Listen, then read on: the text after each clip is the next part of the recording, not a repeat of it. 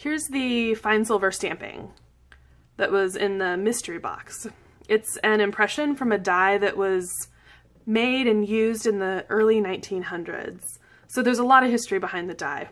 We'll probably never know the history, but it's still kind of interesting to know that I'm getting to work with something that was used so long ago. So the first thing I'm going to do is cut it out. And to do that, what I did, and this is just something I do, you don't have to do it, I traced around the raised area of the stamping with a Sharpie.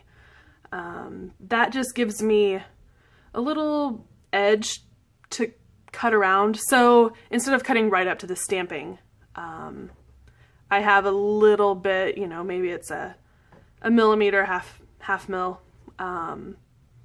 around the edge so that I can file up to the edge of the stamping if I want, or have just a little ledge around it when it's finished.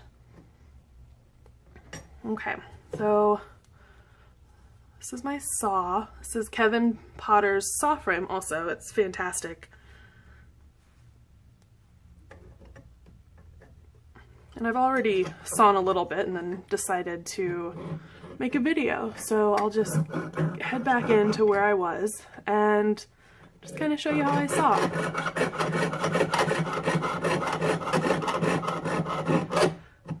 So I'm trying to saw on the outside edge of that black line.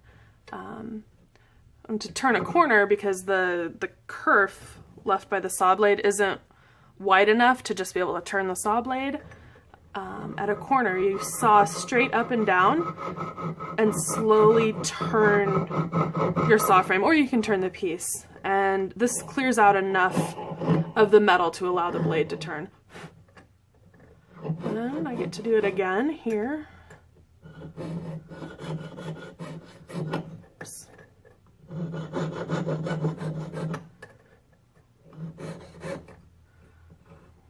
Okay, try and support it on both parts of the bench pin. And I'll start sawing again.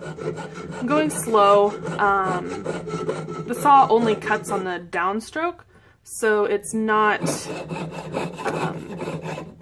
you don't push up necessarily, or push forward when you're pushing up, because you don't want to, well, it just won't do anything. So one thing that I like about this saw frame is that it's heavier than most, so that I don't really even have to pull the frame down when I'm sawing. The weight of it pulls it down.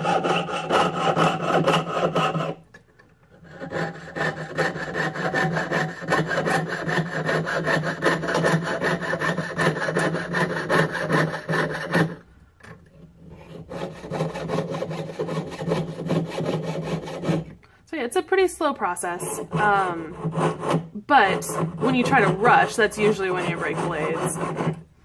All sorts of fun stuff like that. So you just want to go slow. It can be sort of meditative, actually.